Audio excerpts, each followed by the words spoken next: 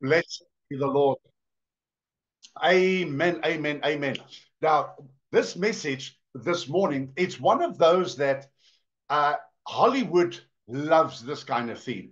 Now, I know you have seen movies as well where it's the great comeback. It's where, and you know, I don't know about you. A lot of times in those movies that I used to watch, where it's like the bad guys or the ones who are kind of more powerful than the weak ones. They kind of run the show most of the movie, and it's only right here towards the end where the weaker one now stands up, and he has this ability now that he has acquired throughout the story of the movie and the way that it unfolded, the plot, so to speak. And it's only towards the end that the underdog rises up, the one who was weak. He rises up to the occasion and he defeats the other one that was stronger and more equipped for whatever it was that the movie was all about. So it used to be very frustrating for me because of the fact that you sit there and you're waiting in anticipation. When is that release going to come? When is that release going to come? Where's the comeback? Where is this weaker one that's going to rise up?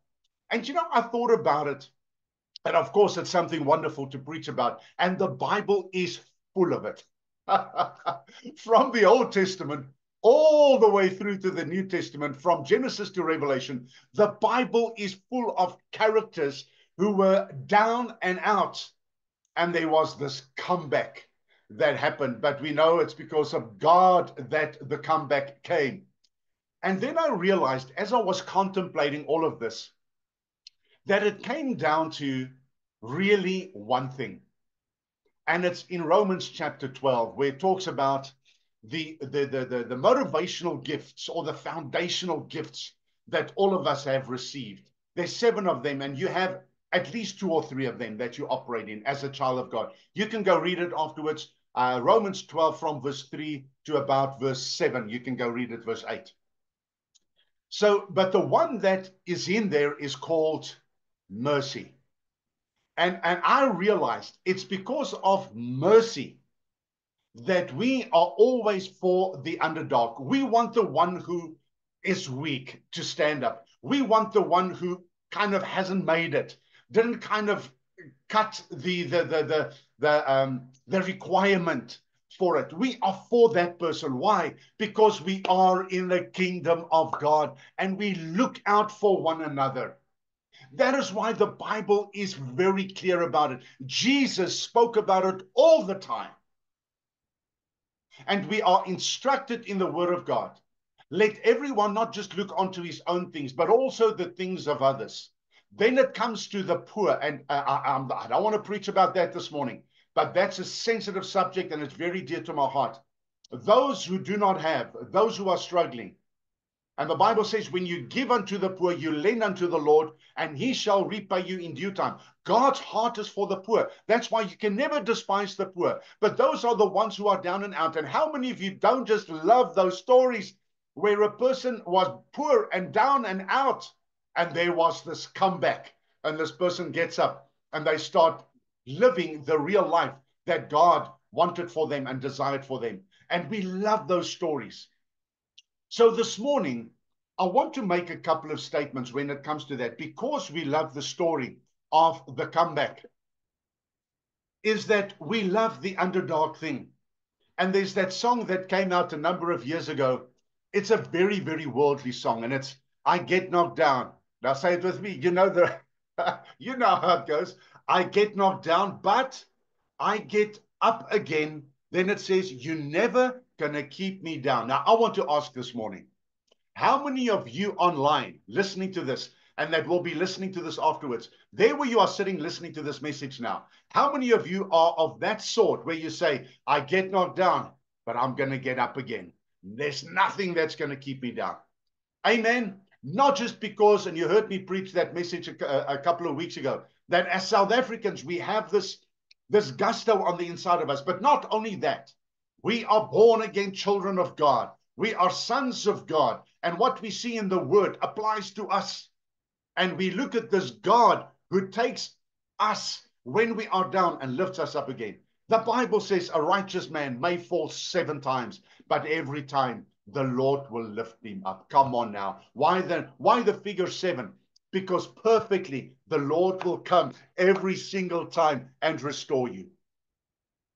Now, if you are not in that place this morning where you are in a place where you feel drawn back, perhaps even discouraged, disgruntled, perhaps you are even in a state of depression this morning. And we don't make light of that because it happens for various reasons. But maybe you are that person this morning. And daar waar jy sit vanoggend, you needing this message. This is something that you need this morning to uplift you and encourage you. And I can tell you, by the Spirit of God, you are going to be encouraged and uplifted this morning. Why? Because you and I serve the God of the comeback. What does that mean? It means it's God's ability to restore and renew you, offering you hope and second chances. How many of you found in my life, God is not just the God of the second chance, but of the third, fourth, fifth, sixth. And how far can you count? God knew the day that even before you got saved, there were going to be times that you're going to slip and fall and fail and falter. He knew about it. And he still chose you. He still picked you out as his own, knowing that you're going to fall. Because God knows everything, past, present, future. So even after your setbacks and failures, God will always be the God of restoration to give you a great comeback.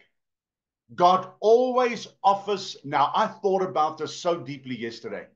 God always offers a way out or through that situation to take you forward. I'm going to say those 3 things again. God always takes you out of the situation or through it, and then he takes you forward. God's momentum for you in the Spirit is always forward, never backwards. You've heard me say this. Never pray this prayer. And the reason I can say this with authenticity and with truth this morning, and even with authority based on the Word of God, do not pray prayers where you say to the Lord, please take me back to where I was with you in 2005 or 2015 or whatever the case may be, where you were in a good place. But now, watch this. I'm going to clarify this. When we say when you were in a good place, what does that really mean? When you were in a good place? And if you have to qualify that, you would have to say and be honest and open enough to declare and to admit this. It was at a time where your life and the circumstances of life were conducive to happiness and joy and good things were happening. True? Okay, now, we need to understand that with God being a good God, so many times we have thought God shows his goodness when we receive the blessings. But how many of you know that God is good all the time? You know how we always say God's good all the time, and all the time God is good in his person, in who he is. Of course he is. But there are times when we do go through things. It is in order for us to get to that place of stronger spiritual development and position and place and authority to be able not only for us to be in a place where we have greater expression of who he is into the lives of people, but watch this, where we can uplift and encourage the lives of others, those who have been trodden down by life. So there are many reasons why when we are in a situation that God teaches us in it and through it to take us forward. Always remember that. So don't pray that you want to be where you were 10 or 15 years ago, or maybe even 3 years ago. Because God will always take you to what? A greater glory. God always moves forward. Doesn't go backwards. God always offers a way out. God plans God's plans and purposes are never outdone by circumstances and challenges. So it doesn't matter what you are facing, God's plans and purposes for your life will stand. Take courage from that this morning. Your mistakes and failures don't define your destiny. Ooh, I need to say that again. Your mistakes and failures do not define your divine destiny. You see, because whom God has called, and I'm not talking about here being in the ministry, whom God has called into his kingdom, he also equips you with what is required and needed for you to be empowered, not just for your own life, but to make an impact and a difference in the lives of others.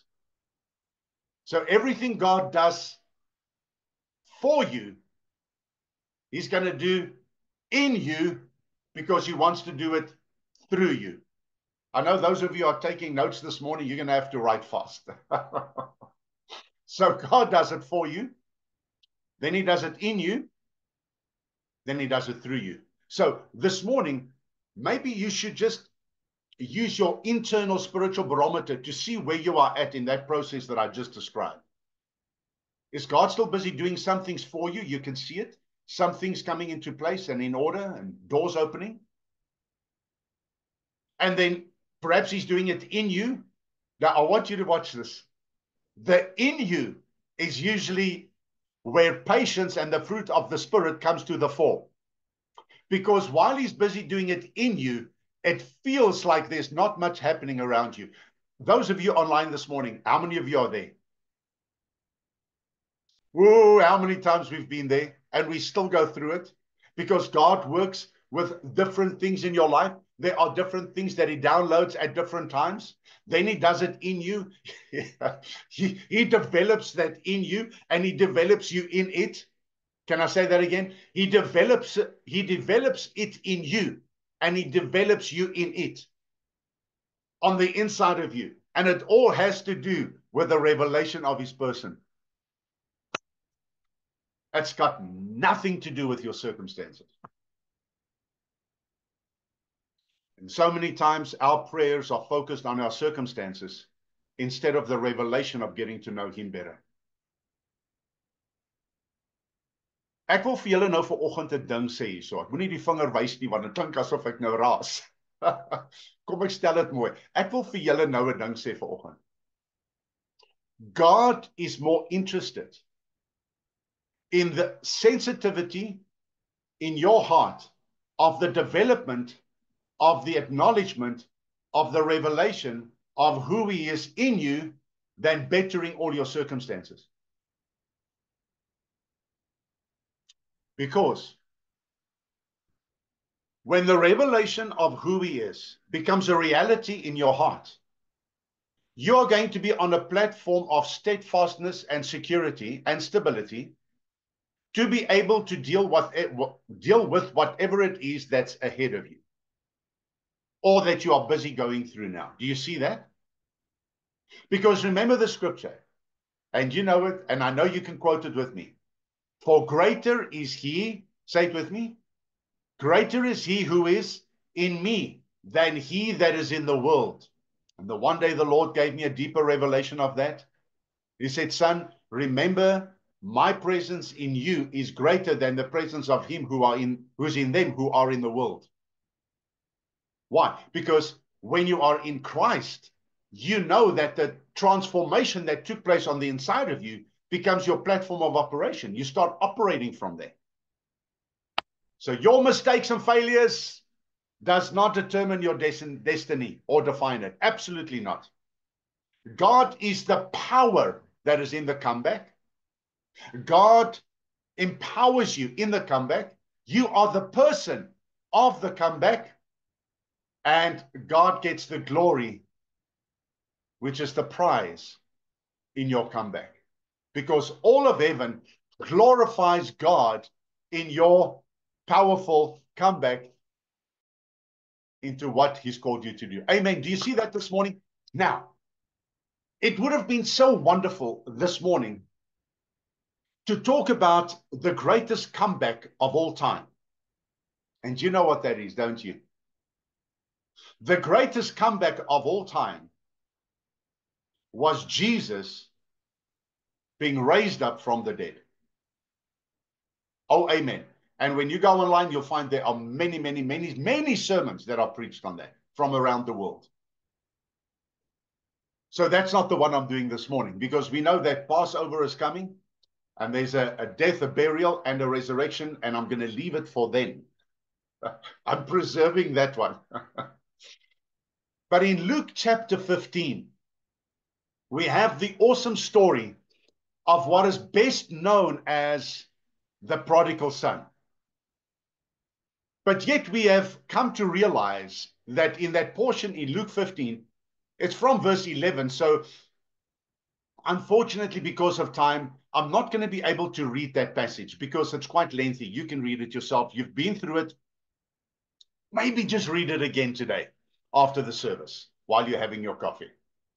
Now, in Luke chapter 15 from verse 11, we have the story of the loving father and the prodigal son, where he desired his inheritance. You're going to love what is going to unfold for you this morning in this story. You say, but you know what, JP, I have heard so many sermons on the prodigal son.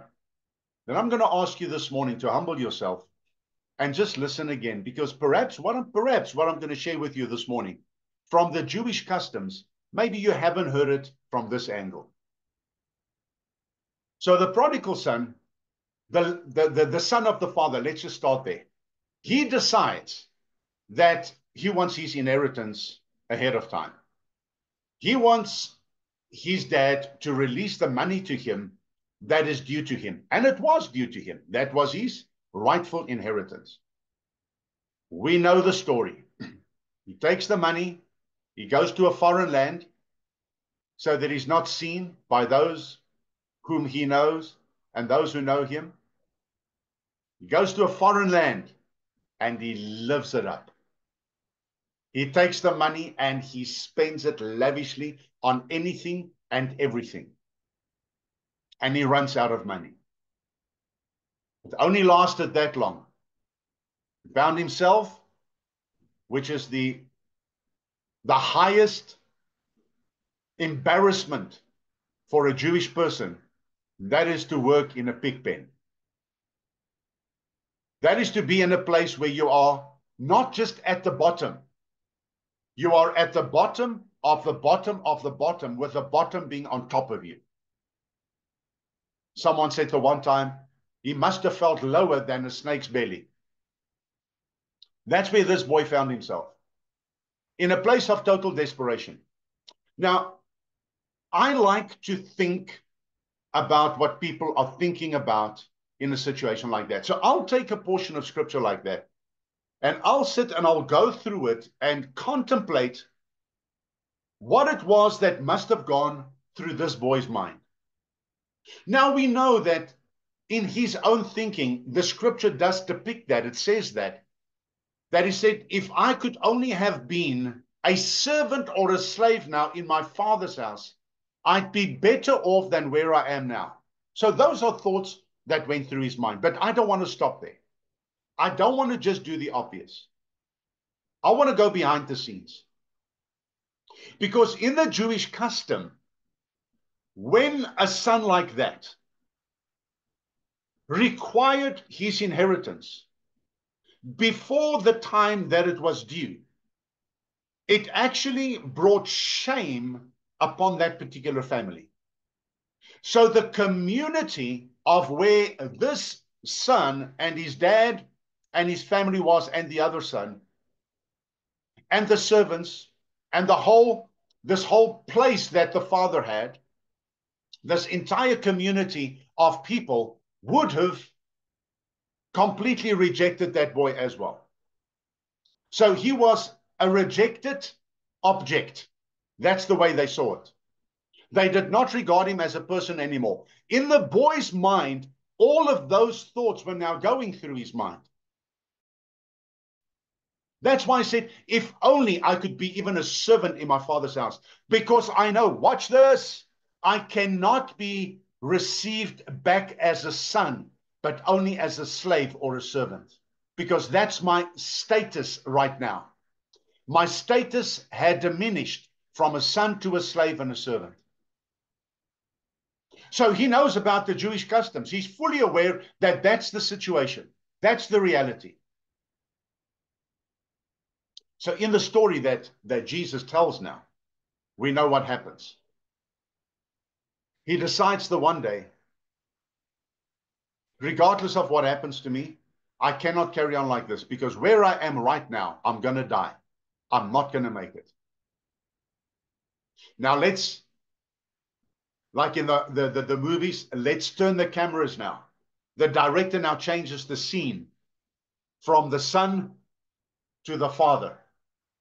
And this is where our hearts get stirred. Here's a loving father who gave the boy what he wanted.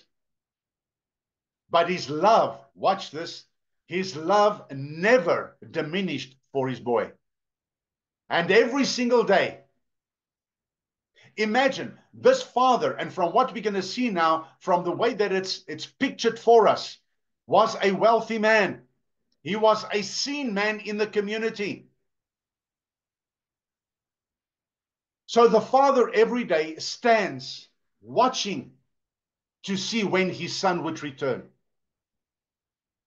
The eldest son at that time is not impressed, not only because the youngest son took his inheritance and went to another country to live it up, but now he's got to take care of things while the father's looking for the other son. This son now feels completely what? Rejected by the father. Hence his reaction to when the son did return. And you can go read all of that. How this older brother, he reacted because he had to now take care of things. And the father stands every day looking for his son. It reminds us of the story, doesn't it? That Jesus will leave the 99. Come on now, work with me this morning. Jesus will leave the 99 to go find that one. Maybe that one this morning is you. Maybe you're feeling it in your heart this morning, that that's you. Maybe you feel that you've drifted this morning. Maybe you feel that things are just not the same. Maybe some of you have even questioned and said, Father, what are you doing in my life right now? Father, I'm not even sure where I am. And I'm not sure where I'm going. And I'm so glad that the Holy Spirit led you to come and log in this morning to hear this message. And the day came where there was a figure that appeared on the horizon while the father was looking out for his son. And the father focused his eyes on the son, at the figure. And as the figure got closer and closer, he realized, even though the son must have had a walk that was not like his usual walk, because of dehydration, because of hunger, and he stumbled towards where his father was standing. And the next bit always gets me. The father doesn't wait for him to get there. The father runs to meet him. Why is that significant? Yes, JP, because of his love for his son, because he couldn't wait to get to his son again, because he was still a son. All of that is true. That's the primary reason why the father ran. And I saw a message online yesterday where somebody preached the day that God ran, because it's an analogy of how the father runs to meet us again as sons when we've missed it and fallen and had failed and missed it. But here's the thing. The father was aware of a custom In the Jewish custom, there's a thing, you can go and look this up. It's called kizaza. K-E-Z-A-Z-A. Kizaza. Kizaza was this. This was the custom.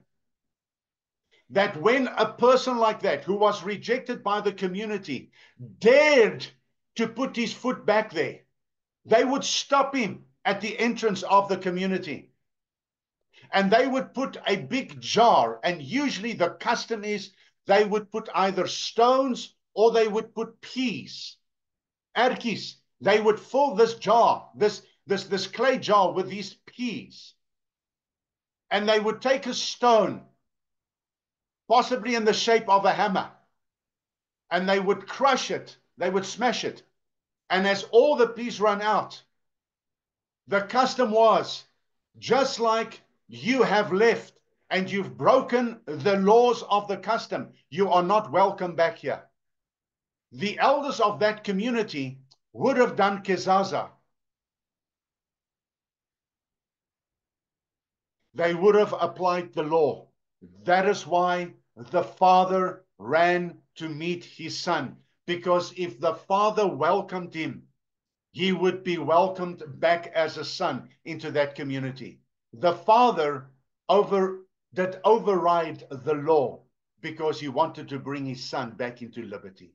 Oh, thank you, Jesus. Because that son realized that if he was to be welcomed back, if there was welcome back, he would be welcomed back as a slave and as a servant.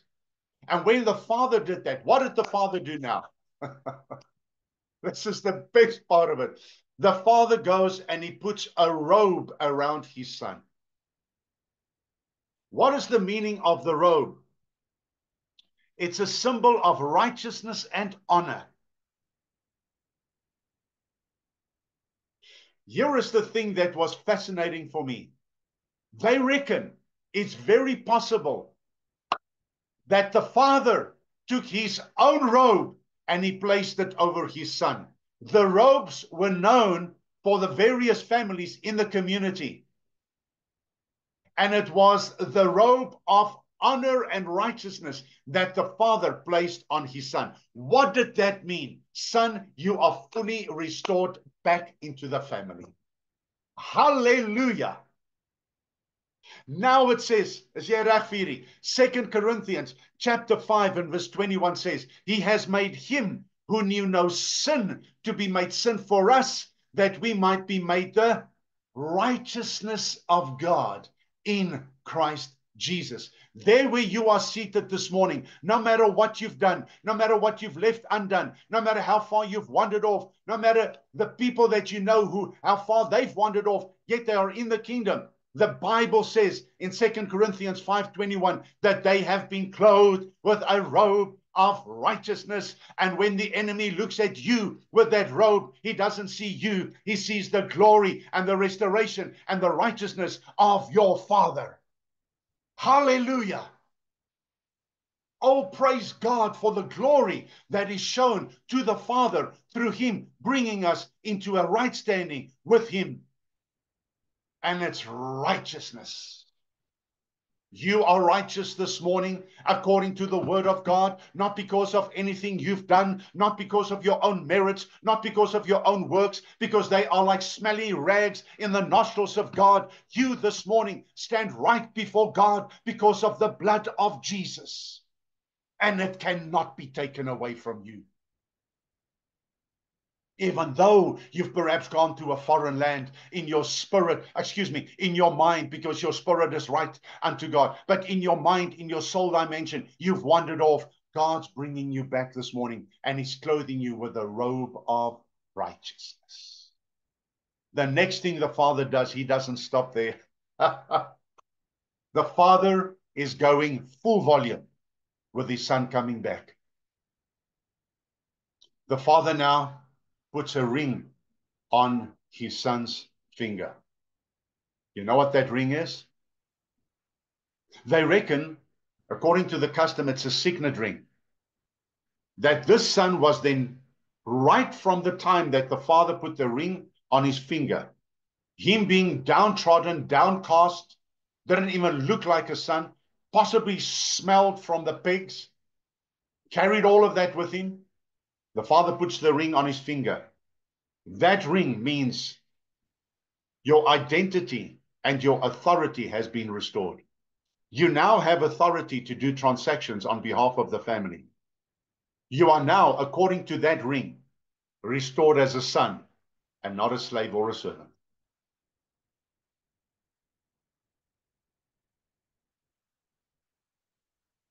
How many of us, I've done it in the past, when I didn't know better, where you go through things and you say, Father, Lord, if you get me out of this thing, then I will. Never pray that. Because the word is clear. The Bible says, God is in heaven, you are upon the earth. Therefore, let your words be few. And the context there is, don't make promises to God. Lord, I promise I will.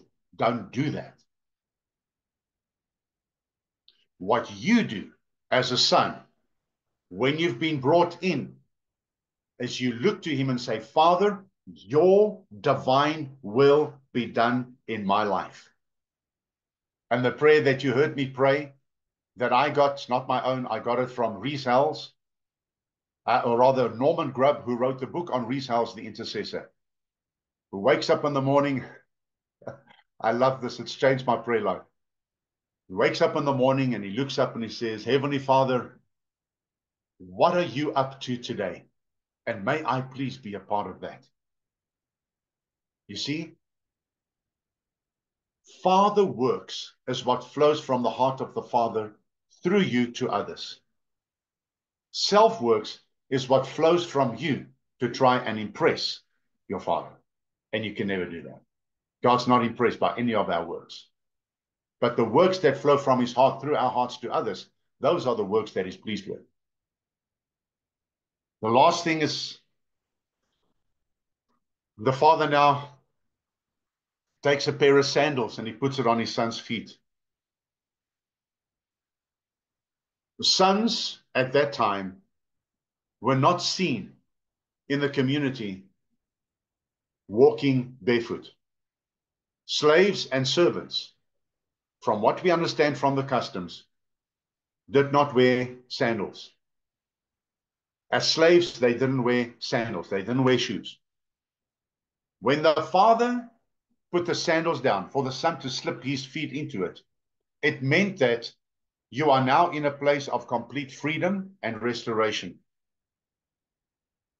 In Galatians chapter 5, verse 1, the Bible says, in this freedom, Christ has set us free. If you look at the previous chapter in Galatians chapter 4, you'll find there it talks about slaves and servants and sons as well. But in chapter 5, verse 1, it says, for in this freedom, I love it when the word of God emphasizes a concept within the same verse. So he says, in this freedom that you've been brought in, you've been set free. But that's what it means already. But God emphasizes it. How many of you know God amplifies so many things when it comes to the truth of who we are in his kingdom? And I want to say to you this morning that as a son that has come back into the things of God that he's called you to do, did you notice that when the son came back, how much inquiries, how much interrogation did the father do? Tell me what you spent the money on. Where were you? Why were you? The where's, the why's, the how's, that's what people do. That's what people do who are not connected to the love and the grace of God. You need to explain yourself, boy. No. You just open the door. Because a closed door with many explanations and justifications that's got to be done is not in line with the Father heart of God. Every single time that you came back to him, there was a door of grace that opened. And that door of grace led straight to his throne, because his throne is called a throne of grace in Hebrews chapter 4 and verse 16. One of the scriptures that changed my life, because I felt at times I needed to clean up, to come to God and say, Father, and then jy voel so embarrassed, jy voel so skaam, jy voel so skuldig, jy voel so veroordeeld. But then you come before his throne and he places his hand on you and he receives you by his grace. And it says there, and you'll find help for your time of need. Not judgment, but grace. So I'm closing this morning to say to you, God clothes you, he empowers you, and he restores you as a son. Kezaza was a custom that this father broke because love superseded the law. Grace superseded the law. There where you're seated this morning, you are not under law, but under grace. The Bible says where sin abounds, grace abounds much more. One of my favorite statements, Jesus Christ is a greater Savior than you can ever be a sinner.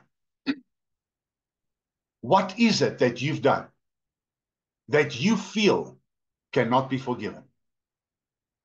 That measure by which you believe you cannot be forgiven is the size of the lie that the devil has told you. So this morning, let go of the lies, the things that the enemy tells you from the outside in. Is always to oppose what happened on the inside out with you. He's against the word and the revelation that you've received from God. So this morning, can I pray for you? That you will rise up from the place that you are at right now. Go back to your Father. You cannot run from him. Every time I try to run from him, I run straight into him.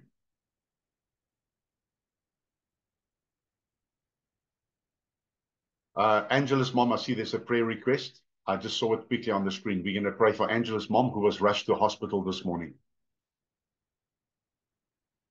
How many of you believe, and hear what I'm saying now, how many of you believe in the power of prayer? All right? I'm going to put it another way. I said that on purpose. How many of you believe in the power that is within your Father, your God, to answer that prayer? And I'm going to tell you why I say this. There are many times that people say, yes, I believe in the power of prayer. And it's the prayer thing that becomes the big thing. But the reason we believe in the power of prayer is because of the one we're praying to. It's the Father. You say, well, what? It's a big difference. Because prayer can become a ritual. But earnest prayer, the Bible says, the prayers of the righteous man avails much. In other words, when you pray from a point of righteousness in whom you are already in Christ, those prayers carry power because it's based on truth through the redemption that's already happened. You are on the other side. You must remember, you're not here anymore. You've been transferred into the kingdom of the Son of Life and the Son of Light and the Son of Love. So, Father, we thank you right now in Jesus' name for Angela's mom that was rushed to hospital. Father, I give you praise that there is a prayer that we can pray that's a prayer of faith that touches your heart, Father, because we're crying out to you because of your almightiness. Because of who you are, Father, we thank you. There's no distance in prayer. And right now, we thank you, Holy Spirit, that you are with Angela's mom in Jesus' name, where she is in hospital. Thank you for your divine touch upon her life right now in the name of Jesus. And we give you praise right now for touching her body, Father, and healing her in Jesus' mighty name. We thank you that the testimony will come of what God has done. I come against doubt. Doubt is a liar. You can doubt your doubt, but never doubt your faith. Doubt, you are a liar. We do not entertain a second of you in our minds. We stand by faith. We don't walk by sight on what we see. We go by what we believe, and our believing is based on God's word. Infallible, eternally secure. Father, I thank you now for every person online.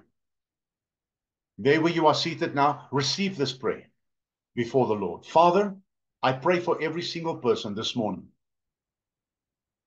who needs to find their way back to your divine purpose for their lives. And Father, they are going to be received with love and grace. The door is open. Your throne room, Father, is open for them.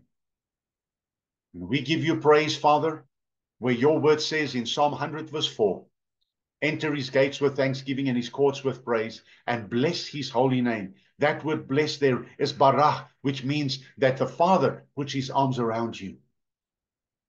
It's a father's embrace. The Father is embracing you this morning because you are his beloved child.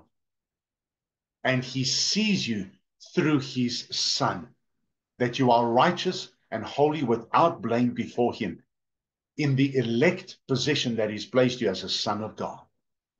So, Father, I thank you this morning for complete forgiveness that has already flowed from the lips of Jesus on the cross when he said, it is finished. Thank you for total forgiveness, complete restoration for God's people this morning. In Jesus' name. I want to close off. There where you're seated this morning, we can never be selfish in having this just for ourselves. So I want to ask you this morning, is there someone that you know, that you're aware of, that's going through this that we spoke about? It's someone that has felt marginalized perhaps, but has felt indifferent to the things of God and have moved away. Do you know who they are now? You see them? The people who have moved away, and you would so love as a brother and sister in Christ to see them back. Let's pray for them. Father, people that we're aware of, that we love, and we know you love them, but they've wandered off, Father. Father, we pray in Jesus' name for their restoration, full restoration, that they'll come back to the place of full acceptance, acknowledgement, and approval of you, in them knowing, Father, that you have constantly watched over their lives and that you've never let them go. I thank you for your grace that superabounds in and over their lives right now, in Jesus' wonderful name. And we all said, amen. We love you. You are valuable and precious. You have an awesome day, and the Lord bless you and keep you. The Lord make his face to shine upon you and be gracious unto you. The Lord lift up his countenance upon you and give you peace. Have an awesome Sunday. Lord willing, we'll see you tonight at 7 o'clock. God bless. Shalom.